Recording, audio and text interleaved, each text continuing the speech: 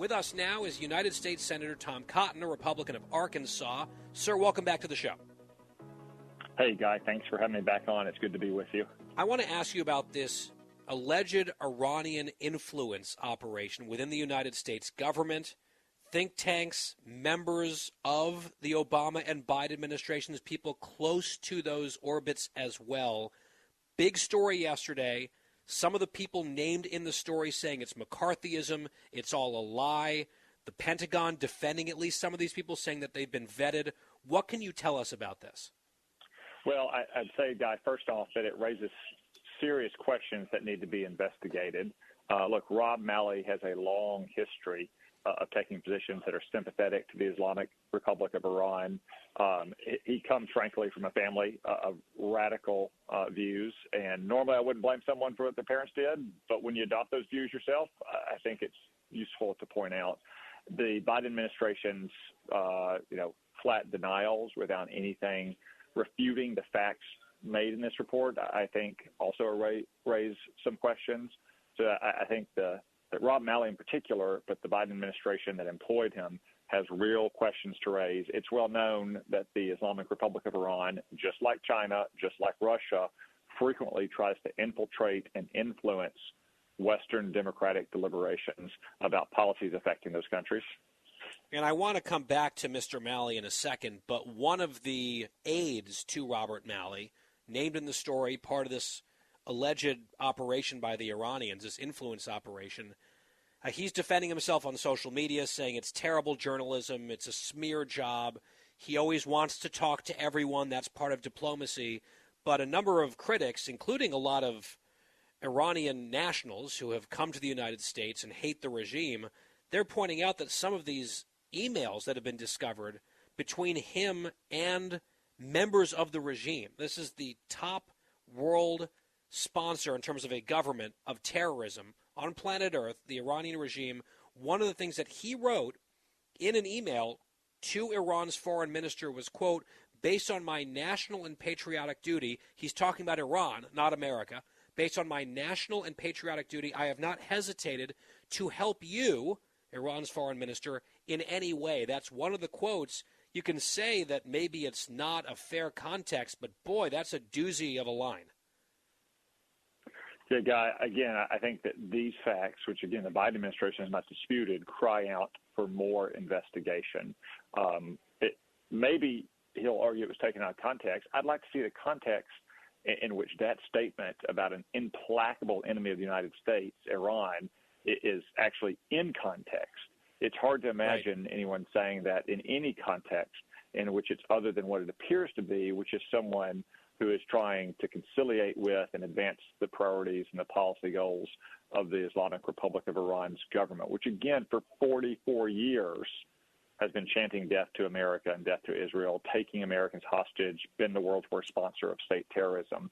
But I've got to say that there's a pattern now going back years of Democrats and Democratic operatives working secretly behind the scenes to help Iran and to advance Iran's interests, oftentimes contrary to American interests. It's widely known that John Kerry did this in the Trump era, simply telling all the buddies he'd made when he was Secretary of State for Barack Obama, wait it out, hold the line, don't throw in the towel, we'll get a new Democratic president in 2021, and we'll be back in business. The Obama campaign in 2008 had similar overtures to Iran before it was even elected, much less sworn into office.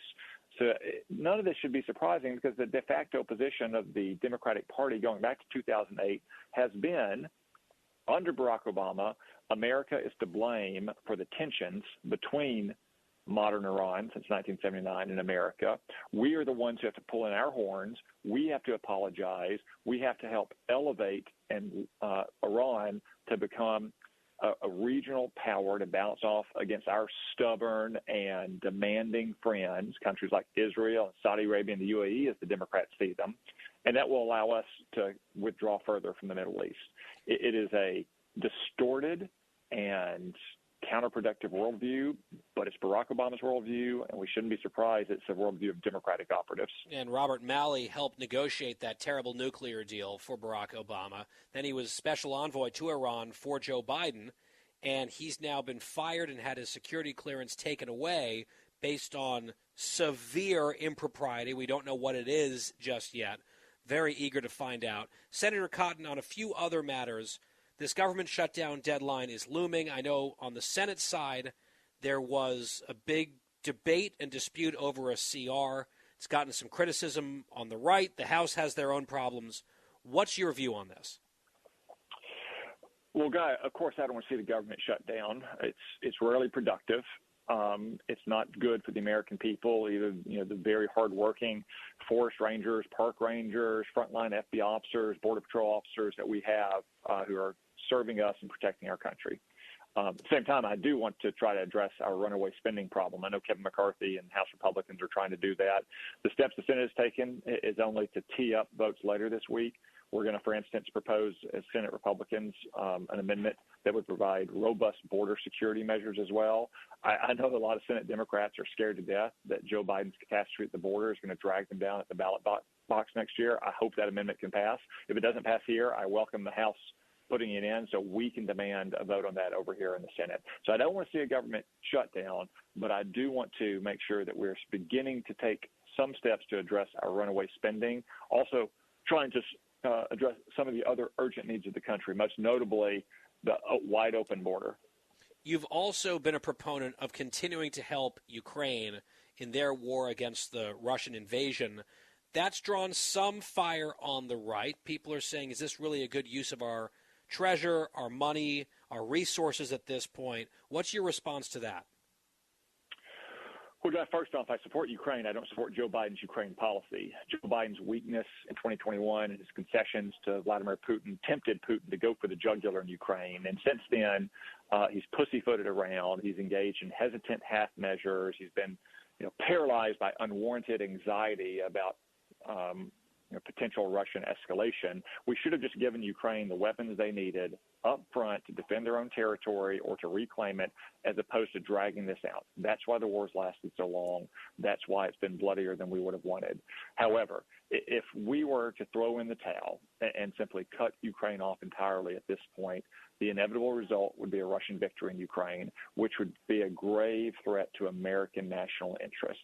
Because after Ukraine, you have countries like Poland or the Baltic states. Maybe even more to the point, you have Xi Jinping and Communist China seeing that faltering will and believing that they can do the same thing in Taiwan, where our interests are even more gravely implicated. So I understand that people are frustrated with Joe Biden's Ukraine policy. However, I still think it's in our vital national interest, as it always is, to confront aggression by adversaries. Yeah, because hostile powers and enemies are watching very closely to see the outcome in Ukraine. That's the key point here. Senator Tom Cotton of Arkansas, thank you, sir.